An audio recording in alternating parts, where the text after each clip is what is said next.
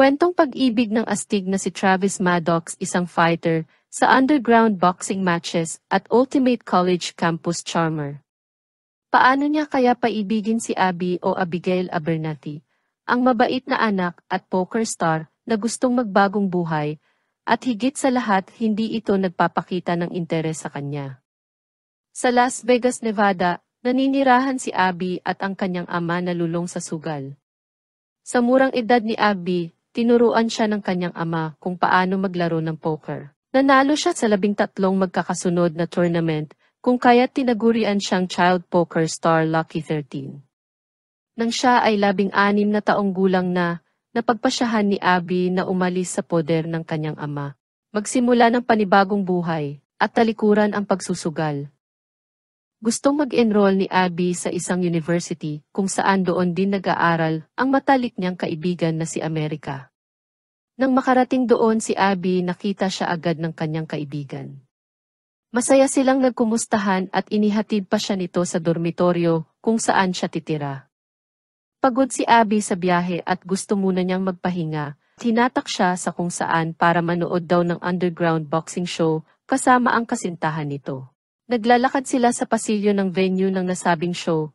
Kinakabahan si Abby dahil sa di kaaya-ayang paligid, maingay at puno ng bandalismo ang mga dingding. Nang nakapasok na sila, sobrang ingay ang nabungaran nila at agad na nagpa siyang umalis si Abby, nang bigla siyang tumalikod at di sinasadyang mabangga at napahawak sa lalaking matipuno, guwapo at maraming tato sa katawan. Saglit siyang napatulala at nakatingin lamang sa lalaki. Nang dahan-dahan nitong inalis ang kanyang kamay na nakahawak sa dibdib nito at umalis sa harapan niya. Nang matauhan na patitig siya sa sariling kamay na para bang may bolta-bultahing kuryente ang dumaloy dito. Sinundan niya si Travis at dito niya nalaman na ito pala ang lalaban sa challenger at nawala na sa isip niya ang umuwi. Nakuha ni Abby ang pansin niya sa gitna ng pakikipaglaban. Nilapitan niya si Abby at tinanong, "Baguhan ka ba dito?" "Ah, oo," sagot ni Abby. Dahil sa paglapit niya kay Abby ay nasuntok siya ng kalaban, ngunit ilang saglit lang ay nakatayo agad si Travis at ipinagpatuloy ang laban.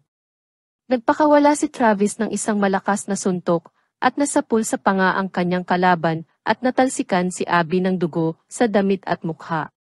Muli siyang nilapitan ni Travis pagkatapos ng laban. Kinausap siya nito. "Di ko alam kung makakabuti sa akin ang pagtayo mo riyan at panoorin ang laban ko. Kadalasan kasi di nawawala ang konsentrasyon ko. Sorry nga pala natalsikan ng dugo ang damit mo."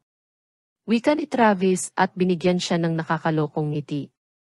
Di man lang nakasagot si Abby, nakatingin lang siya kay Travis hanggang sa umalis ito sa harapan niya upang kunin ang premyo nito. Nang makauwi na sa dormitoryo, pumasok na siya sa banyo at nag-shower. Habang naglilinis siya ng katawan, naiisip niya si Travis. Ang mukha nito, sexing katawan na may tato, nang bigla siyang nagising. Panaginip niya pala ito. Pumunta si Abby sa university upang makapag-enroll, dala ang perang naipon. Ngunit napag-alaman niya sa admin na di pala tumatanggap dito ng cash, bagkus ay kailangan niyang magbukas ng bank account. Sinabi niya dito na ginagawa na niya ito ng paraan.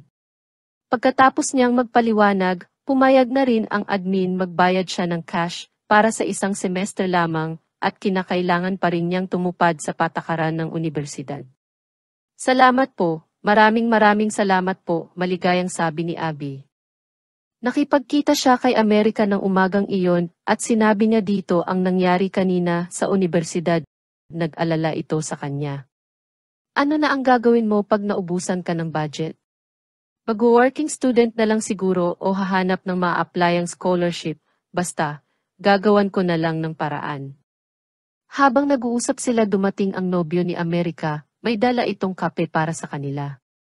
Kinumusta niya si Abby. Naitanong ni Abby kung sino yung lalaking may tato sa katawan. Sinabi ni America na kasin siya ng nobyo nito at dito rin siya nag-aaral ng kolehiyo. Nasorpresa si Abby. Talaga? Nag-aaral siya dito. Nang biglang dumating si Travis. "Ano yung nakakasorpresa?" tanong nito. "Na ikaw nag-aaral dito." sabat ng pinsan nito. Umupo si Travis sa mesa at nakaharap kay Abby.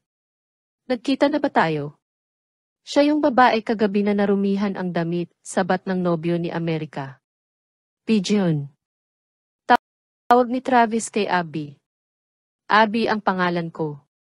Ako si Travis Maddox, pagpapakilala nito sa sarili. Kinamayan siya ni Travis at hinalikan ang kamay niya.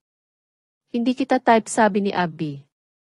Type ako ng karamihan, confident na sagot ni Travis. Habang nag-uusap sila, may tumawag kay Travis at pagkatapos makipag-usap sa telepono ay nagpaalam na ito sa kanila at tinawag na naman siyang muli na pigeon bilang palayaw daw niya. Kita sa mukha ni Abby ang inis ng tinawag siyang pigeon. Pumasok na si Abby sa kanyang klase, ngunit di niya alam sumunod pala sa kanya si Travis at pumwesto ito sa likod niya. Habang nagtuturo ang guro, si Abby naman ay abala sa pagtingin sa mga larawan ni Travis. Ang hot niya dito, bulong pa niya sa sarili. O yan nga ang paborito ko, sabi ni Travis. Nang mapagtanto niya boses ito ni Travis, agad niyang nilapag sa mesa ang kanyang cellphone ng pataob, nilingon niya ito, at sinabing sinusundan mo ba ako? Habang ginagawa ito, nakita siya ng kanyang guro at tinawag ang kanyang pansin. Inutusan siyang ipaliwanag ang paksang kanilang tinatalakay at buti na lang nakapag-advance reading siya, kaya nasagot niya ito ng maayos.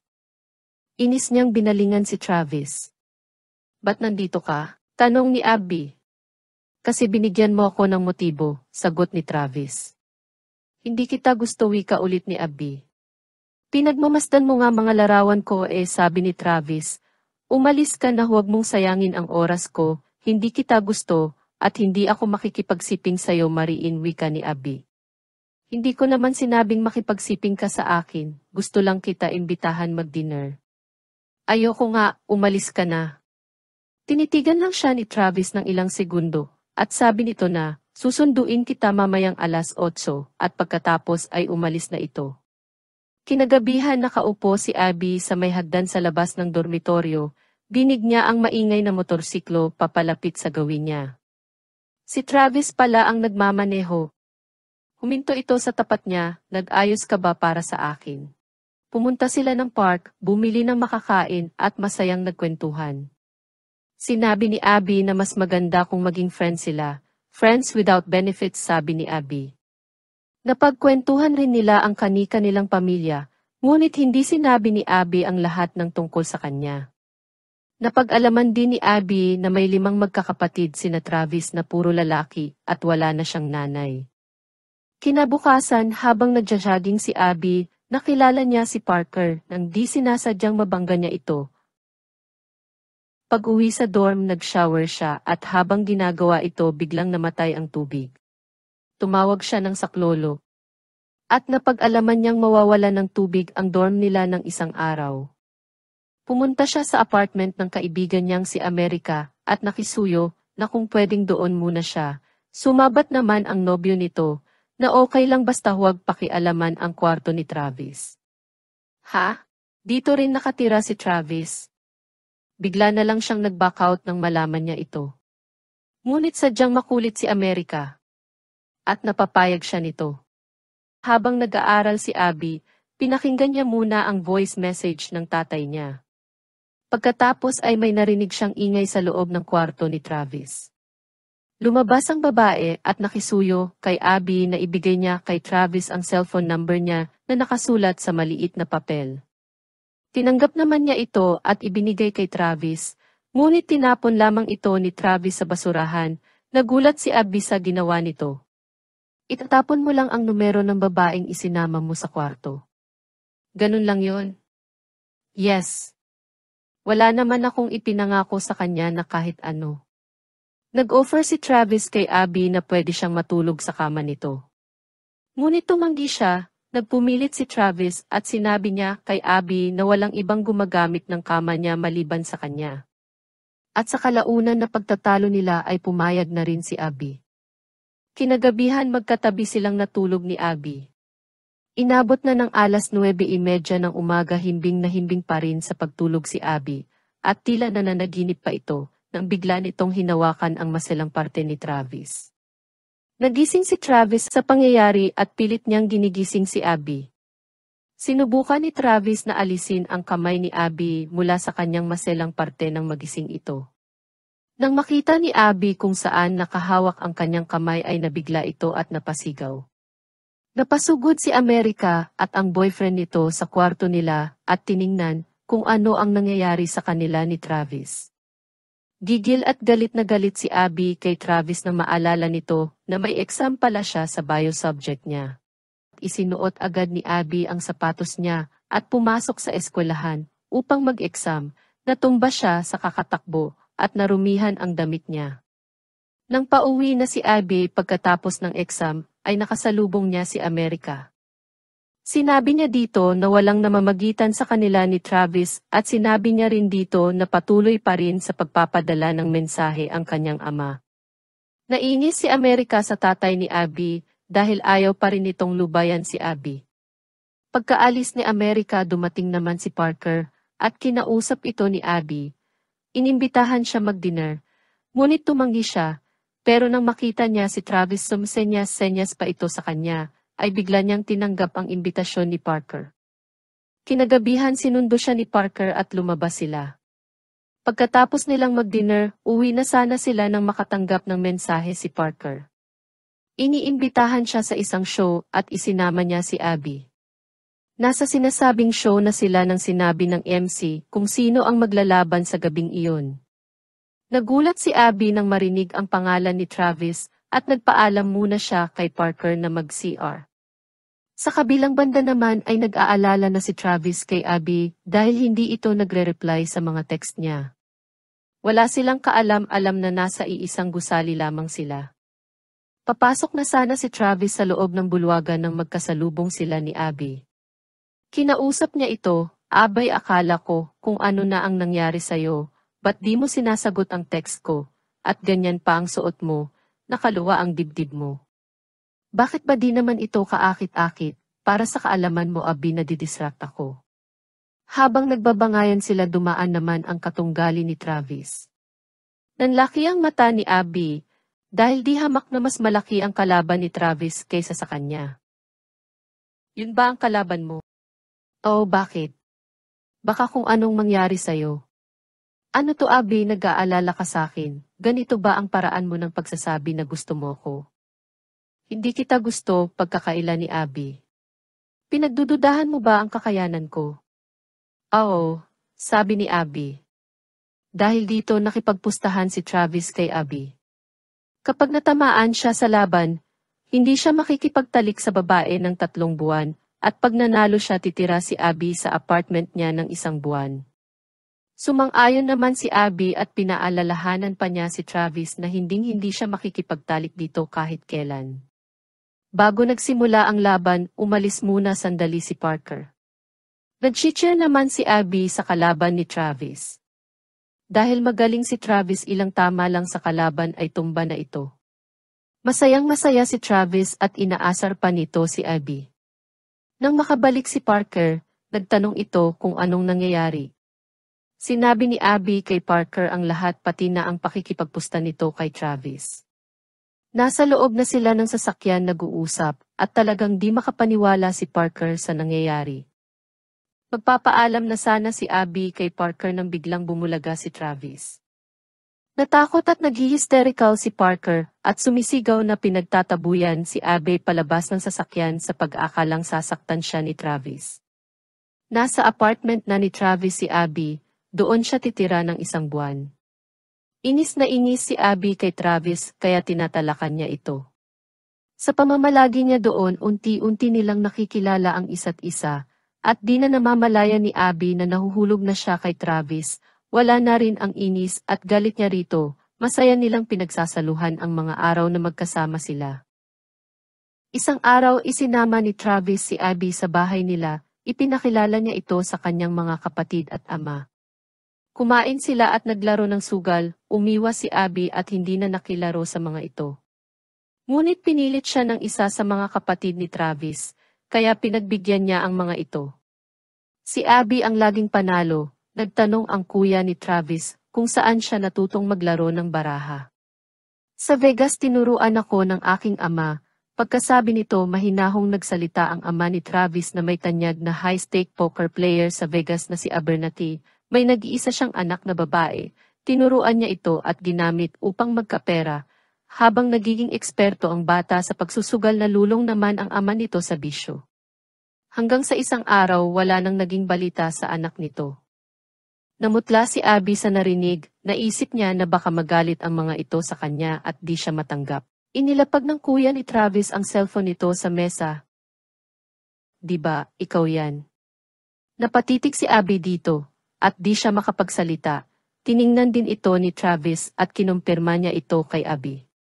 Nang sumang-ayon siya, panandali ang tumahimik ang lahat, at pagkatapos ay bigla na lang humiyaw sa tuwa ang magkambal. Narito sa bahay si Lucky 13. At masayang nakipag-selfie ang mga ito kay Abby. Umuwi na sila Abby sa apartment ni Travis, at ipinagpatuloy nila ang kanilang mga buhay-buhay. Hanggang sa isang araw inamin na rin ni Abby kay America na gusto na niya si Travis, at nahumaling siya sa pisikal na anyo nito. Huling araw na ni Abby sa apartment ni Travis, habang gumagawa si Abby ng kanyang mga aralin, patuloy naman sa pagpapadala ng mensahe ang kanyang ama. Bumukas ang pinto at pumasok si Travis na katatapos lang maligo. Nag-usap sila hanggang nauwi sa kulitan, at di nagtagal sumeryoso sila, nag-aminan ng kanilang mga damdamin. Agresibong ipinadama ang kanilang pagmamahalan sa isa't isa. Ngunit natauhan si Abby na itulak niya si Travis, nag-usap sila, at nagpaalam si Abby na magbabanyo muna siya. Kinatok niya ang kwarto ni America at nag-usap sila sa loob ng banyo. Sinabi niya rito ang nangyari at inamin din niya na mahal na niya si Travis. Habang nag-aantay si Travis kay Abby, may nag-pop up na mensahe sa laptop ni Abby galing kay Mike. Nagselo si Travis at umalis ng bahay. Hinanap siya ni Abby pero hindi na siya nito naabutan. Kinabukasan umuwi na si Travis sa apartment, may dala pa itong pusa at pinasaringan pa nito si Abby. Buti pa ang pusa na to, mahal ako kesa sa iba dyan. Sumabat naman si America, san ka ba kasi pumunta, pinag-alala mo kami. Ikaw Abby, nag-alala ka rin ba?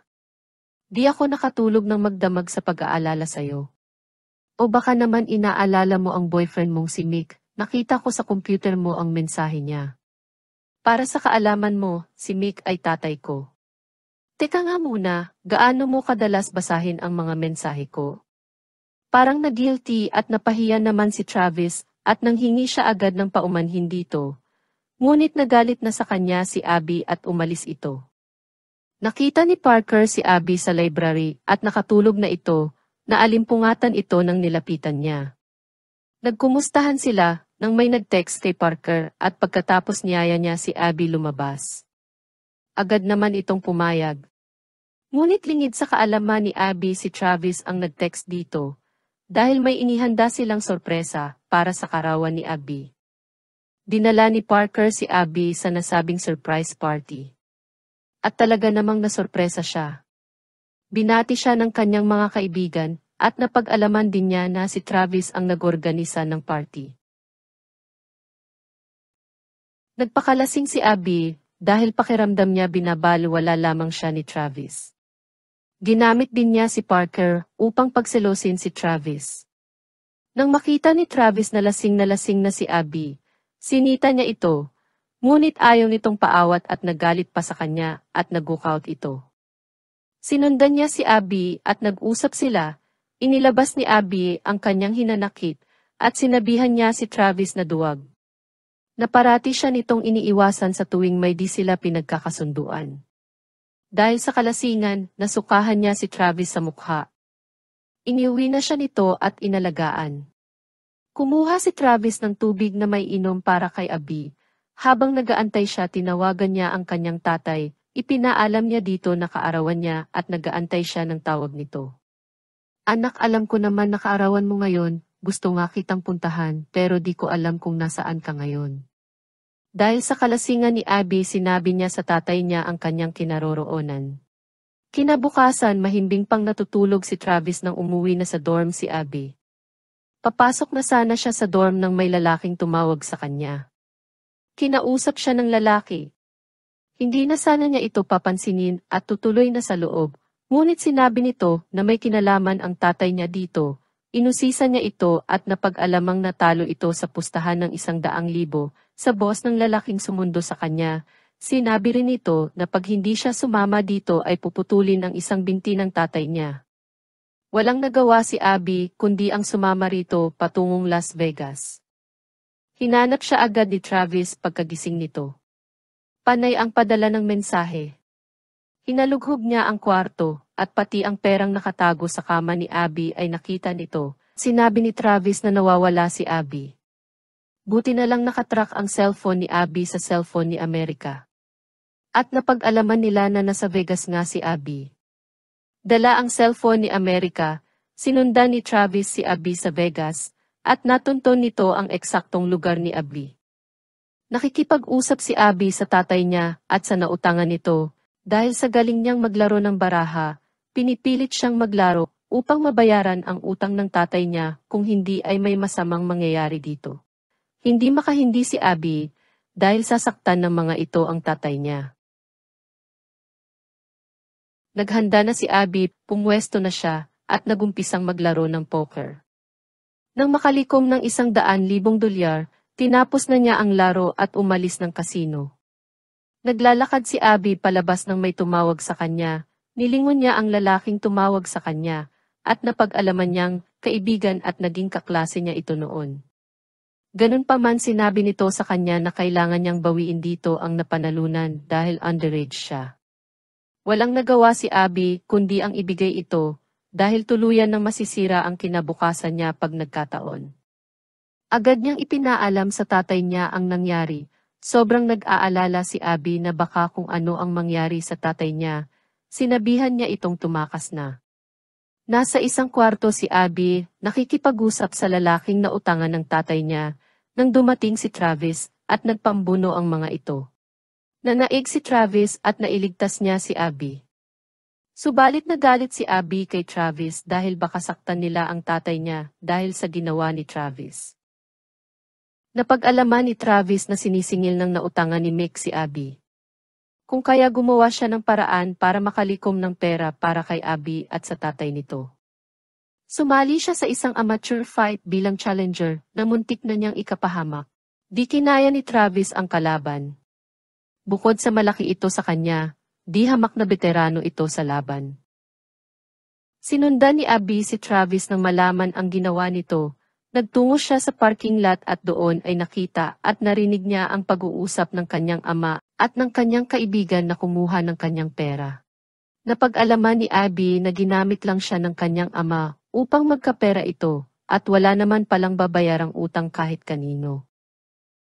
Nilapitan niya ang mga ito.